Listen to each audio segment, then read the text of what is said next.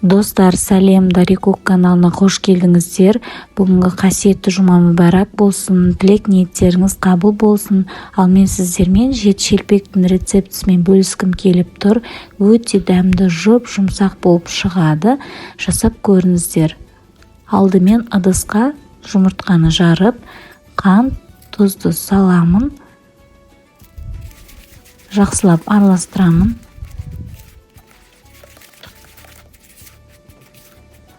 Оған жылы су және жылы сүтті құйып араластырып аламын. Енді ашытқыны саламын. Оның үстіне ұнды сеуіп, жақсылап жұмсақ қамыр илеп алуымыз керек.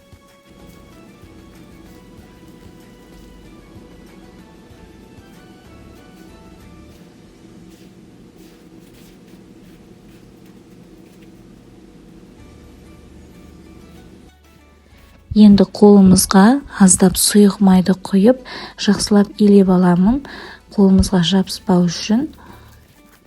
Енді дайын болған қамырды 1 сағатқа жылы жерге қойып қоямын. Міне біздің қамырымыз дайын болды. Осылай көтерілді. Енді оны 7 бөлікке бөлемін.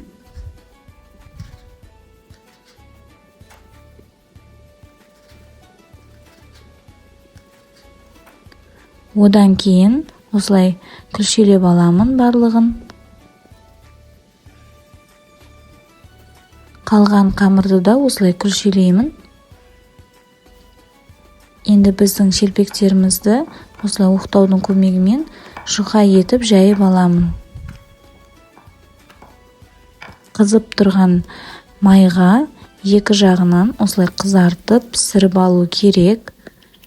Міне қарасаңыздар, осылай күшті болып көтеріледі.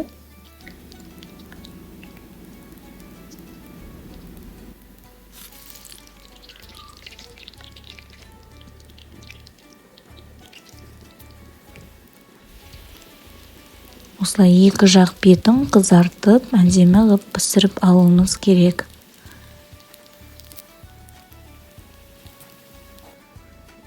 Піскен біздің шелпекті салфетка төселген тарелкаға салып қоюымыз керек. Себебі артық май біздің салфеткаға сіңуі керек. Міне барлық шелпекті осылай пісіріп аламын. Енді қалған қамырды осылай жайып бауырсақ жасаймын. Оларды осылай кесемін. Ромбик немесе квадрат қылып кесіп, майға қуырып аламын.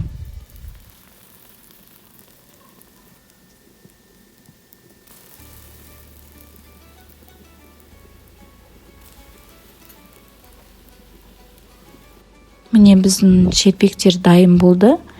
Өте жұмсақ, сондай дәмді болып шықты. Міндетті түрде жасап көріңіздер. Егер сіздерге ұнаса, тіркеліп лайк басып кетіңіздер. Астарыңыз дәмді болсын.